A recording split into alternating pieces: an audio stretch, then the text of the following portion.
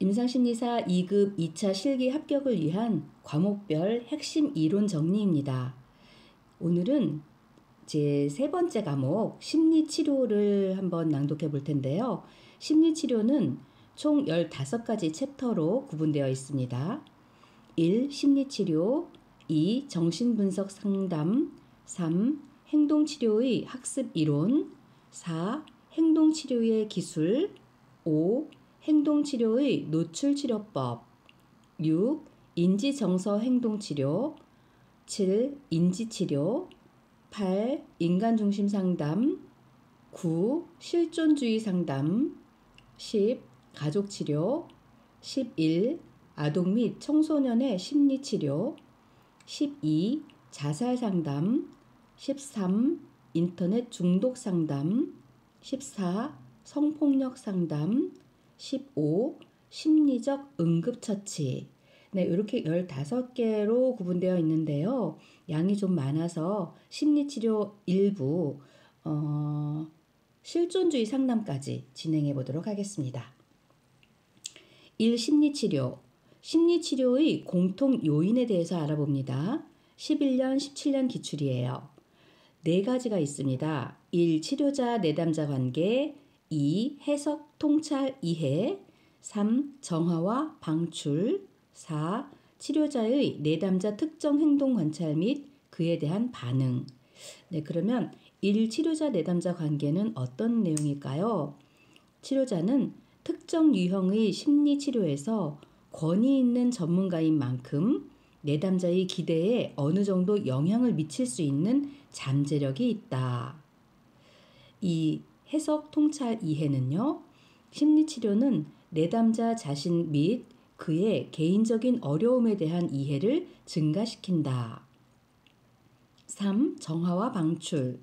치료자는 내담자로 하여금 자신의 문제를 이야기하고 불편한 과거와 현재 사건을 자세히 열거하도록 하며 그에 따른 감정을 표현하도록 돕는다. 4. 치료자의 내담자 특정 행동 관찰 및 그에 대한 반응. 내담자의 특정 행동에 대한 해석 자체가 모든 심리치료 유형에서 공통적인 결과로 나타나는 것은 아니지만 모든 심리치료에 있어서 내담자의 행동이 다루어진다는 점에서 공통점을 가진다고 볼 수 있다. 네, 이렇게 심리치료의 공통 요인 4가지를 이야기해 봤습니다. 심리치료의 효과성을 검증하는 방법 2가지가 있습니다. 12년에 기출됐어요. 1. 통계적 유의성. 치료적 개입의 효과성 여부를 밝히기 위해 과학적인 확률 및 통계 방법을 활용한다. 2. 임상적 유의성 또는 실질적 실무성 유의성. 이것은요, 치료적 개입에 의한 문제 증상의 변화 정도가 실질적인지, 그로 인해 환자의 문제 증상에 유의미한 변화가 나타났는지를 임상적 관점에서 분석한다 라고 이해하시면 되겠습니다. 2015년에 기출된 심리치료의 일반적인 수행 단계를 알아봅니다. 총 하나, 둘, 셋, 넷, 다섯, 여섯, 7단계까지 있는데요. 1. 초기 자문 2. 문제 및 상황 평가 3. 치료 목표 설정 4. 치료 실시 5. 치료 평가 6. 치료 종결 7. 추적 회기 이렇게 진행이 됩니다. 다시 한번 읽어드릴게요. 심리치료의 일반적인 수행 단계입니다. 1. 초기 자문 2. 문제 및 상황 평가 3. 치료 목표 설정 4. 치료 실시 5. 치료 평가 6. 치료 종결 7. 추적 회기. 네, 기억해 주세요. 다음은 임상적 연구에서 통계적 판단의 장단점을 한번 적어보는 건데요. 2010년, 2020년에 기출됐습니다. 먼저 장점 2가지 말씀드리겠습니다. 1. 개념의 구체화 및 조작화 과정을 통해 모호한 개념을 보다 명확하게 정의함으로써 통계적 공식에 따른 보다 구체적인 예측이 가능하다. 2. 객관적으로 도출된 공식, 명확한 준거, 회귀 분석 등을 통해 임상적 판단이 극복하기 어려운 신뢰도 결여의 문제를 상당 부분 해결할 수 있다. 단점 두 가지도 말씀드릴게요. 1. 인간의 본질적 복잡성을 수량화하는 것은 그 자체로 한계가 있다.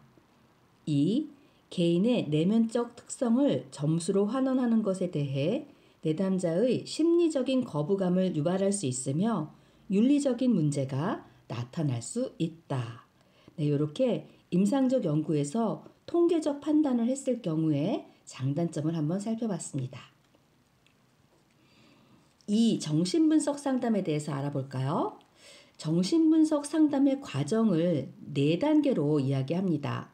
초기 단계, 전이 단계, 통찰 단계, 훈습 단계입니다. 먼저 초기 단계 두 가지 특징을 알려드릴게요. 1. 상담자는 내담자와 신뢰관계를 형성하며 자유연상과 꿈의 분석을 통해 내담자의 심리적인 문제를 드러낸다. 2. 상담자가 내담자에게 수용의 자세를 보임으로써 내담자는 상담자에게 의존하게 되며 그 과정에서 전이에 대한 욕구가 촉진된다. 다음 전이 단계인데요. 1. 내담자는 유아기 때 중요한 대상에게 가졌던 감정을 상담자와의 관계에서 반복하려고 한다. 2. 상담자는 내담자의 전이 욕구에 대해 중립적인 자세로 해석을 수행함으로써 내담자의 욕구를 좌절시킨다. 세 번째 단계인 통찰 단계입니다. 1. 내담자는 자신의 부정적인 감정이 애정과 욕구의 좌절에서 비롯된 것임을 깨닫게 된다. 2. 내담자는 상담자에게 자신의 욕구가 좌절된 것에 대한 반감을 표시할 수도 있다. 마지막 훈습 단계인데요. 1. 상담자는 내담자가 통찰한 것을 실제 생활로 옮기도록 조력한다. 2. 훈습에 의해 내담자의 변화된 행동이 안정 수준에 이르게 되면 종결을 준비한다. 이것이 바로 정신분석 상담의 과정 4단계였습니다. 그럼 정신분석 상담의 기술은 무엇이 있을까요? 총 6가지를 한번 알려드릴 건데요. 1. 자유연상, 2. 해석, 3. 저항의 분석, 4. 꿈의 분석, 5. 훈습, 6. 버텨주기와 간직하기입니다. 다음은 정신분석 상담에서의 전이와 역전이를 다룰 텐데요. 이 전이와 역전이는 2008년, 15년, 19년, 23년에 기출이 됐습니다. 먼저 전이를 살펴볼게요. 1. 상담 과정에서 내담자가 어린 시절 어떤 중요한 인물에 대해 가졌던 관계를 상담자에게 표출하는 것입니다. 과거에 충족되지 못한 욕구를 현재의 상담자를 통해 해결하고자 하는 일종의 투사 현상이죠. 2. 상담자는 내담자에게 전이를 각성하도록 하여 문제와 밀접하게 관련되어 있는 과거의 경험과 갈등들에 대한 통찰을 제공할 필요가 있습니다. 다음은 역전인데요. 1. 상담자가 내담자에게 자신의 욕구나 소망을 투사함으로써 내담자의 전이에 반응하는 것입니다. 이는 상담자로 하여금 내담자를 마치 자신의 과거 경험 속 인물로 착각하도록 하여 무의식적으로 반응하도록 함으로써 현실에 대한 왜곡을 야기합니다. 2. 상담자는 자신의 과거 경험이 현재 자신에게 미치는 영향에 대해 지속적으로 점검해야 할 필요가 있습니다. 또한 교육 분석과 슈퍼바이저의 지도 감독을 받을 필요가 있습니다. 다음은 불안의 유형에 대해서 알아보겠습니다. 불안은 3가지로 나눌 수가 있는데요. 현실 객관적 불안, 신경직적 불안, 도덕적 불안 이렇게 3가지로 나눌 수 있습니다. 먼저 현실 객관적 불안에 대해서 설명할게요.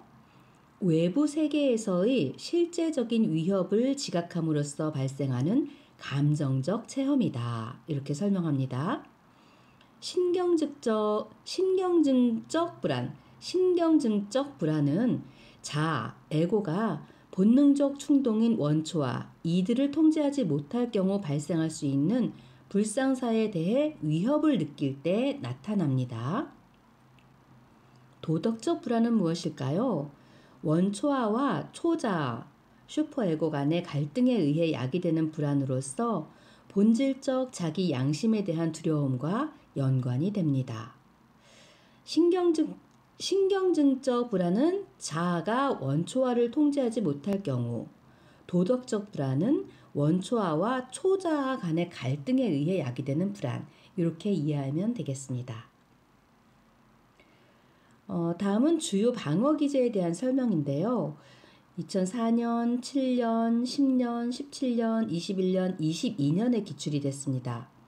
주요 방어 기제 5가지만 알려드리겠습니다. 1. 억압. 부모의 학대에 대한 분노를 억압하여 부모에 대한 이야기를 무의식적으로 꺼리는 경우가 그 예입니다. 2. 부인 또는 부정. 예로 애인이 교통사고로 사망했음에도 불구하고 그의 죽음을 인정하지 않은 채 여행을 떠난 것이라고 주장하는 경우, 그것이 바로 부인 또는 부정입니다. 세 번째, 합리화 이야기할게요. 예를 들면 여우가 먹음직스러운 포도를 발견하였으나 먹을 수 없는 상황에 처했을 때 저 포도는 신포도라서 내가 안 먹는다 라고 말하는 경우, 이것이 합리화죠. 네 번째로 반동 형성이 있는데요. 우리 흔하게 그 속담 있죠? 미운 놈에게 떡 하나 더 준다. 이것을 반동 형성으로 봅니다. 마지막으로 투사를 한번 설명해 볼게요. 자기가 화난 것을 의식하지 못한 채 상대방이 자기에게 화를 낸다고 생각하는 경우, 이것을 투사로 볼 수 있습니다. 주요 방어 기제는 3개, 5개, 6개, 10개를 쓰시오 이렇게 나올 수도 있으니까 여기 말하는 5개 외에도 더 학습하시기 바랍니다. 2020년에 기출된 정신역동적 치료의 특징을 한번 살펴보겠습니다. 총 7가지를 알려드릴게요. 1. 환자의 감정과 정서 표현에 초점을 둔다. 2. 특정한 주제를 회피하거나 치료적 진전을 지연시키는 환자의 행위를 탐색한다. 3. 환자가 나타내는 행위, 사고, 감정, 경험, 관계 양상의 패턴을 파악한다. 4. 과거 경험을 강조한다. 5. 대인관계의 경험에 주목한다. 6. 치료적 관계를 강조한다. 7. 환자의 소망, 꿈, 공상 등 심리 내적 역동을 탐색한다. 이것이 바로 정신역동적 치료의 특징입니다. 그럼 정신역동적 조망의 인간 행동과 심리적 문제에 대한 가정으로는 무엇이 있을까요? 5개를 이야기해 보겠습니다. 1. 정신역동적 조망은 인간의 행동에 영향을 미치는 정신 내적인 추동, 동기, 갈등 및 충동이 주로 무의식적이라는 입장을 취합니다. 2. 다양한 적응적 및 부적응적 자아 방어 기제들이 정상 행동과 이상 행동에 기여하는 미해결된 갈등, 욕구, 소원 및 공상을 다루는데 사용되곤 합니다. 3. 아동의 초기 경험과 부모 사이의 관계는 이후의 심리 발달과 성인으로서의 행동에 중요하며 지속적인 영향을 미친다라고 봅니다. 4. 대부분의 무의식적 영향에 대한 통찰은 심리 기능과 행동을 향상시키기 위한 처리 절차로 연결된다고 봅니다. 5. 환자와 치료자 사이에 발전되는 전이 관계의 분석은 환자의 갈등을 해결하는 동시에 환자의 심리 기능과 행동을 향상시켜 준다고 봅니다. 이것이 정신역동적 조망의 인간 행동과 심리적 문제에 대한 가정입니다. 네, 이제 3번째, 행동치료의 학습 이론에 대해서 살펴보겠습니다. 2013년, 16년, 20년에 기출이 됐네요. 행동학습의 원리로서 ABC 패러다임과 이 요인 이론에 대해서 설명하는 것인가 봐요. 세 가지로 설명해 드리겠습니다. 1. 행동에 앞서서 일어나는 것, 즉 선행 요인이 행동을 하게 하는 자극이 되며 행동에 뒤이어 일어나는 것, 그것이 이제 후속 결과가 되죠. 이 후속 결과가 그와 같은 행동을 빈번히 일으키는 동기, 즉 강화 요인이 된다는 것입니다. 2. 특정 자극에 대한 공포나 불안감은 고전적 조건 형성을 통해 학습되는 반면에 그러한 자극을 회피하는 행동은 조작적 조건 형성을 통해 유지된다라고 설명되어 있습니다. 세 번째, 불안의 발달과 지속에 대한 학습 이론은 ABC 패러다임의 기본 원리를 토대로 고전적 조건 형성과 조작적 조건 형성에 의한 학습 양상을 강조하는 이 요인 이론에 의해 잘 설명된다라고 이해하시면 되겠습니다. 행동학습의 원리로서 ABC 패러다임과 이 요인 이론에 대한 설명이었어요. 그럼 토큰 경제에서 학습 이론의 원리는 어떻게 보고 있을까요? 2020년에 기출됐습니다. 1. 토큰 경제에서 강화는 조작적 조건 형성의 원리를 근거로 한다. 2. 스키너는 유기체의 의지와 상관없이 불수의적으로 나타나는 반응적 행동에 초점을 둔 고전적 조건 형성의 한계를 인지하고 자극이 없이 방출되는 반응으로서 자발적으로 나타나는 행동에 초점을 두었죠. 그것이 바로 조작적 조건 형성인데요. 이 조작적 조건 형성을 강조하였습니다. 토큰 경제에서 학습 이론의 원리는 토큰 경제에서 강화, 조작적 조건 형성의 원리를 근거로 하고 스키너, 행동에 초점을 둔 조작적 조건 형성을 강조하였다는 점 이해하시기 바랍니다. 네 번째, 행동치료의 기술인데요. 19년, 20년, 21년 계속 기출이 됐습니다. 행동치료의 불안 감소 기법 5가지를 설명하겠습니다. 1. 체계적 둔감법 또는 체계적 둔감화. 2. 금지 조건 형성 또는 내적 금지. 3. 반조건 형성 또는 역조건 형성. 4. 홍수법. 5. 혐오 치료. 6. 자기 주장 훈련 또는 주장적 훈련. 총 6가지네요. 자, 행동치료의 불안 감소 기법 더 세심하게 한번 살펴보겠습니다. 1. 체계적 둔감법 또는 체계적 둔감화. 혐오스러운 느낌이나 불안한 자극에 대한 위계 목록을 작성하고요. 그 다음 낮은 수준의 자극에서 높은 수준의 자극으로 상상을 유도함으로써 혐오나 불안에서 서서히 벗어나도록 유도하는 것입니다. 2. 금지 조건 형성 또는 내적 금지인데요. 충분히 불안을 일으킬 수 있을 만큼 단서를 어떠한 추가적인 강화 없이 지속적으로 제시함으로써 처음에 불안 반응을 보이던 내담자가 점차적으로 불안 반응을 느끼지 않게 되는 것입니다. 세 번째, 반조건 형성 또는 역조건 형성인데요. 조건 자극과 새로운 자극. 이것은 새로운 자극은 무엇이냐면 조건 자극과 조건 반응과의 연합을 방해하는 자극이에요. 그래서 이렇게 조건 자극과 새로운 자극을 함께 제시함으로써 불안을 감소시키는 거죠. 네 번째, 홍수법인데요. 혐오스러운 느낌이나 불안한 자극에 대해 미리 준비를 갖추도록 한 후 가장 높은 수준의 자극에 오랫동안 지속적으로 노출시킴으로써 시간이 경과함에 따라 혐오나 불안을 극복하도록 합니다. 다섯 번째, 혐오 치료. 바람직하지 못한 행동에 혐오 자극을 제시하여 부적응적인 행동을 제거하는 것입니다. 여섯 번째, 자기 주장 훈련 또는 주장적 훈련인데요. 내담자로 하여금 불안 이외의 감정을 표현하도록 하여 불안을 제거하도록 하는 것입니다. 다음은 체계적 둔감법의 표준 절차 3단계인데요. 요것은 2009년, 10년, 15년, 18년, 21년에 기출됐어요. 1단계 근육 이완 훈련, 2단계 불안 위계 목록 작성, 3단계 불안 위계 목록에 따른 둔감화. 이렇게 체계적 둔감법의 표준 절차 3단계 기억해 주세요. 행동치료의 학습 촉진 기법을 한번 살펴보겠습니다.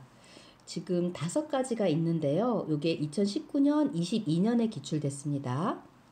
강화, 변별학습, 사회적 모델링과 대리학습, 행동조성 또는 조형, 토큰경제 또는 상표제도 이렇게 5개입니다.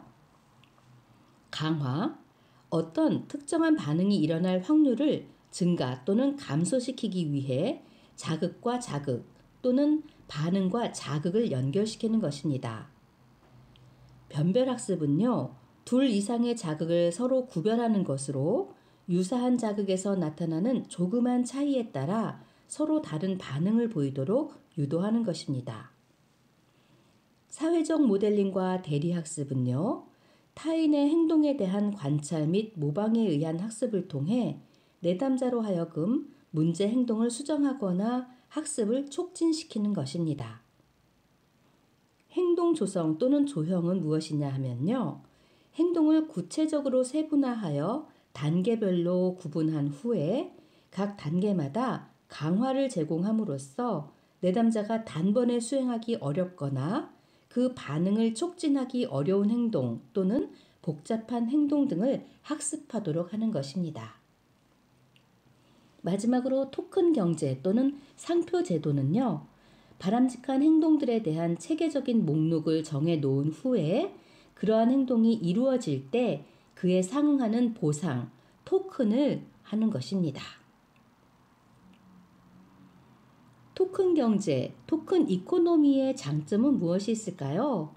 12년, 18년, 20년에 기출됐어요. 5가지 한번 말씀드립니다. 1. 후속 강화에 의한 1차적 강화 효과의 극대화. 2. 강화 자극의 포화 현상에서 비롯되는 강화력 감소의 예방. 3. 토큰의 저장 및 정립에 따른 충족 지연 습성의 획득. 4. 강화 제공의 간편성. 5. 토큰의 즉각적 배분을 통한 강화 지연의 예방. 이렇게 토큰 경제의 장점 5가지 기억해 주세요. 관찰학습이 효과적으로 일어날 수 있는 조건은 무엇이 있을까요? 2014년, 21년에 기출됐는데요. 4가지 있습니다. 1. 모델에 대한 관심. 2. 획득한 정보의 유지. 3. 모델 행동의 재현. 4. 모델 행동의 동기화. 요 4가지가 관찰학습이 효과적으로 일어날 수 있는 조건입니다.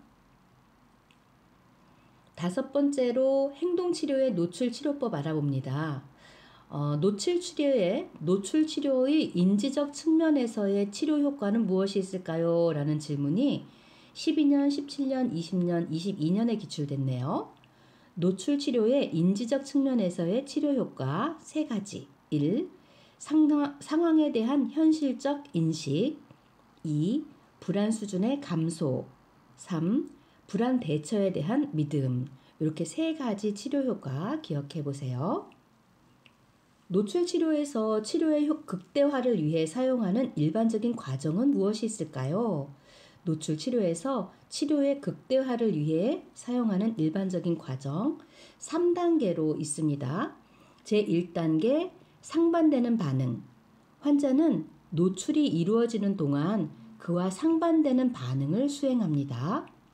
2단계 반응 제지.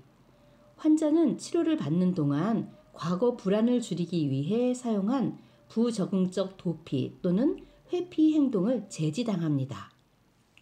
마지막 상단계에서 과장된 장면인데요. 상상적 노출을 통해 불안 유발 상황을 과장하여 묘사하도록 하는 것입니다. 이것이 바로 노출 치료에서 치료 극대화를 위해 사용하는 일반적인 과정입니다. 상반되는 과정, 반응 제지, 과장된 장면입니다. 여섯 번째로 인지정서 행동치료 REBT에 대해서 알아보겠습니다. 기본 원리는 무엇이 있냐면 6가지로 말씀드릴 수 있겠는데요. 1. 인지는 인간 정서의 가장 중요한 핵심적 요소이다. 2.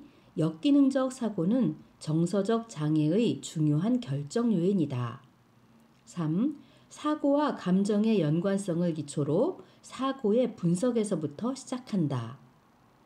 4.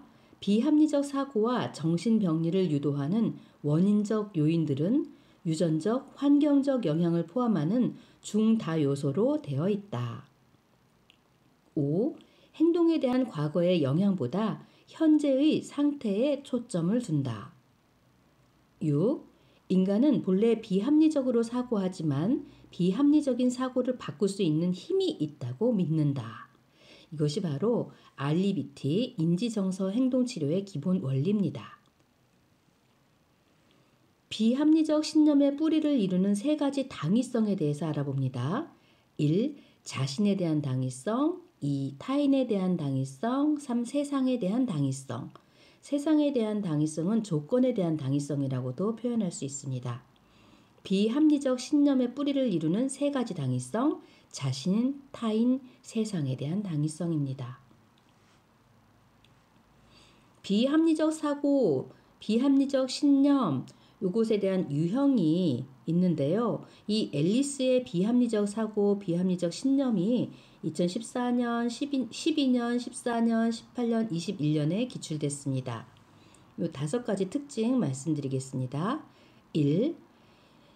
인간은 주위의 모든 중요한 사람들에게서 항상 사랑과 인정을 받아야만 한다. 2. 인간은 모든 면에서 반드시 유능하고 성취적이어야 한다. 3. 어떤 사람은 악하고 나쁘며 야비함으로 반드시 준엄한 저주와 처벌이 내려져야 한다. 4. 일이 내가 바라는 대로 되지 않는 것은 끔찍스러운 파멸이다. 5. 인간의 불행은 외부 환경 때문이며 인간의 힘으로는 그것을 통제할 수 없다. 이렇게 앨리스의 비합리적 신념의 유형이 5가지로 압축돼서 설명이 되었는데요.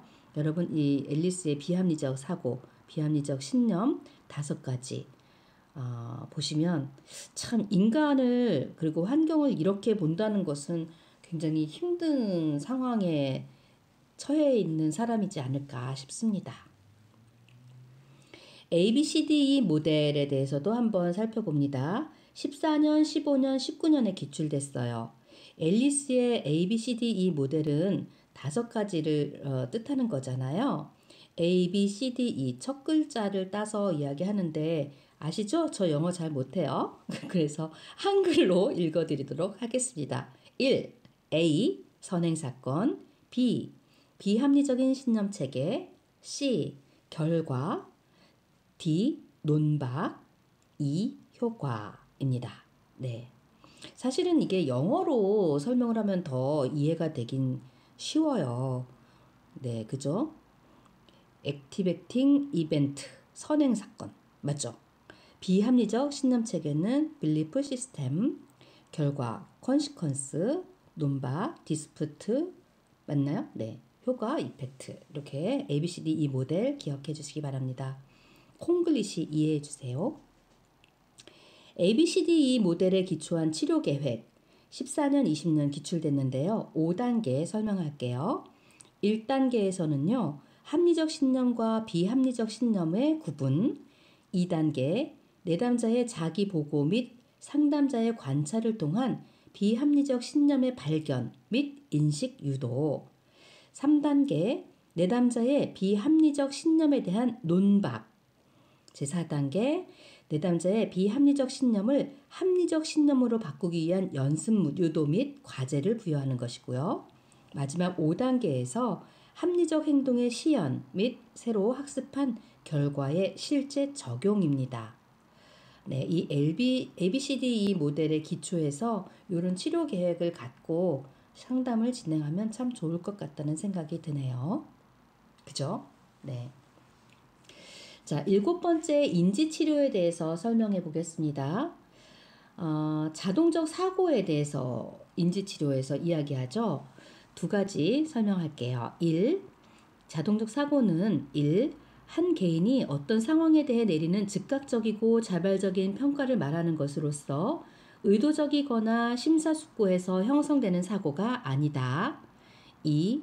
인지치료는 역기능적이고 불쾌한 감정을 유발하며 건전한 사고를 저해하는 자동적 사고를 식별하는 데 역점을 둔다. 입니다. 네. 다음은 인지도식인데요. 인지도식 1. 인간이 사물을 받아들이는 데 사용하는 정신체계로서 사물이나 사건에 대한 전체적인 윤곽 또는 지각의 틀을 말합니다. 2. 사람마다 인지도식이 다르기 때문에 같은 사건을 다르게 해석하게 되는데요. 특히 역기능적 신념이 역기능적 자동적 사고를 유발하여 부적응 행동을 초래하게 되죠. 이것을 인지도식이라고 합니다.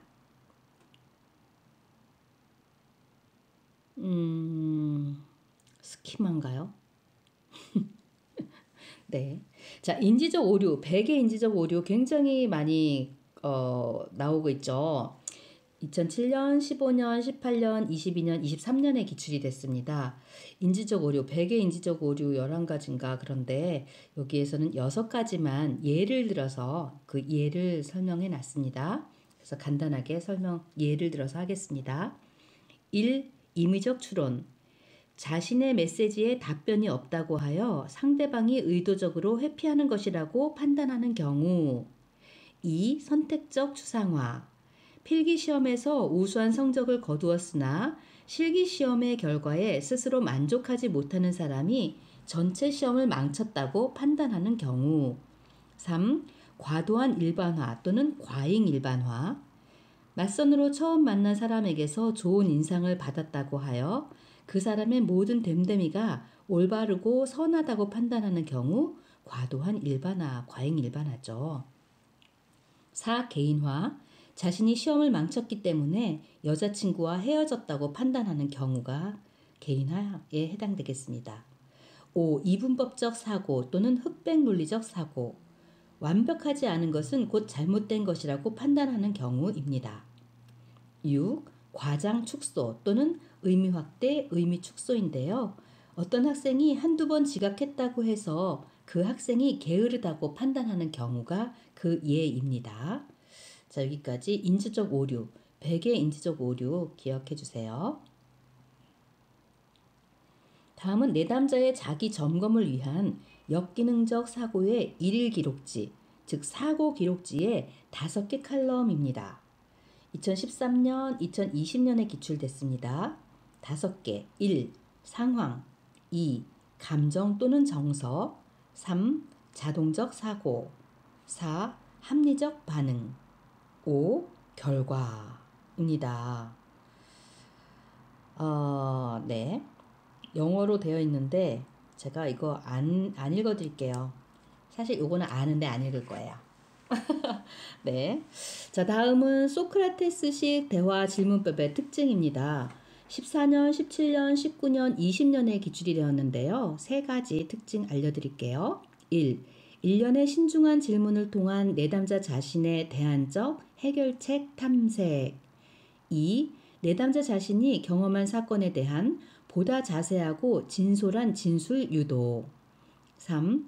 치료자의 비판단적, 교육적 접근을 통한 내담자의 역기능적 신념의 변화 유도. 이렇게 3가지 소크라테스식 대화의 특징입니다. 그러면 소크라테스식 대화 질문법 사용 시 유의사항은 무엇이 있을까요? 6개 말씀드릴 건데요. 이것도 잘 아셔야 될 것 같아요. 소크라테스식 대화 질문법 사용 시 유의사항이 13년, 16년, 19년, 22년에 기출되었습니다. 1. 변화 가능성을 보여주는 질문을 한다. 2. 구체적인 성과를 얻을 수 있는 질문을 한다. 3. 내담자를 학습 과정에 참여하도록 이끄는 질문을 한다. 4. 내담자의 인지기능, 주의 집중력 등을 고려하여 도움이 되는 수준의 질문을 한다. 5. 정해진 결론으로 이끄는 질문은 삼간다. 삼가하는 거예요. 6. 가급적 선다형의 질문을 사용하지 않는다. 네, 이렇게 6가지 유의사항이니까 기억해 주세요. 8번째로 인간 중심 상담, 인간 중심 치료에 대해서 알려드리겠습니다. 지금 제가 말씀드릴 문제는 필기 시험에서도 엄청 많이 나왔었는데 기출에서도 엄청 많이 나왔네요. 2008년, 10년, 14년, 17년, 18년, 19년, 20년, 21년, 22년. 하나, 둘, 셋, 넷, 다섯, 여섯, 일곱, 여덟, 아홉. 와, 9년 동안 계속 기출됐던 문제입니다. 바로 인간 중심 상담에서 강조하는 상담자의 태도에 대한 거예요. 3가지 기억하시나요? 1. 일치성과 진실성. 2. 공감적 이해와 경청. 3. 무조건적인 긍정적 관심, 수용 또는 존중. 네, 좀 길게 돼 있죠. 문제에서는 일치성, 공감적 이해, 무조건적인 긍정적 존중 이런 식으로 나왔었는데 어쨌든 3가지 다시 한번 알려드릴게요. 1. 일치성과 진실성. 2. 공감적 이해와 경청. 3. 무조건적인 긍정적 관심, 수용 또는 존중 이렇게 기억하시면 되겠습니다. 인간중심 치료에서 내담자의 긍정적 성격 변화를 위한 치료의 필요 충분 조건은 무엇일까요? 18년, 21년 기출 문제입니다. 1.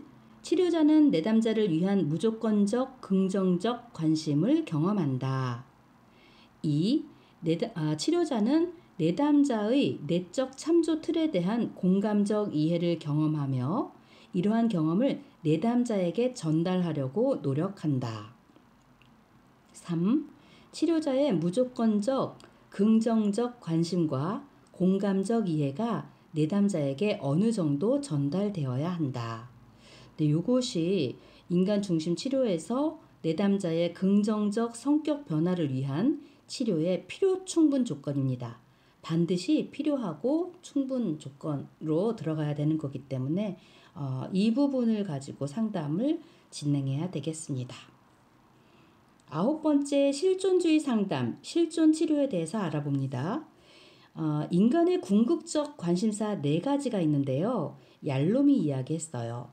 2022년에 기출되었는데요.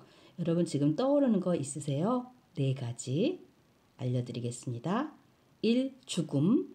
2. 자유. 3. 고립 또는 소외. 4. 무의미성. 이렇게 되네요. 인간이 궁극적으로 관심을 가지고 있는 4가지 얄롬이 이야기한 것으로 죽음, 자유, 고립 또는 소외, 무의미성입니다. 정상적 불안과 신경증적 불안의 특징, 차이점 이것에 대해서 설명을 하라고 문제가 나왔나 봐요. 16년, 19년 기출문제입니다. 정상적 불안은 직면하고 있는 상황에 부합된다. 억압을 요구하지 않는다. 창조적으로 사용될 수 있다. 이 3가지를 작성하면 되고요. 신경증적 불안은 상황에 적합하지 못하다, 억압된다, 건설적이지 못하고 파괴적이다. 이렇게 그 특징을 보이고 있습니다. 이것에 대해서 작성하시면 될 것 같습니다.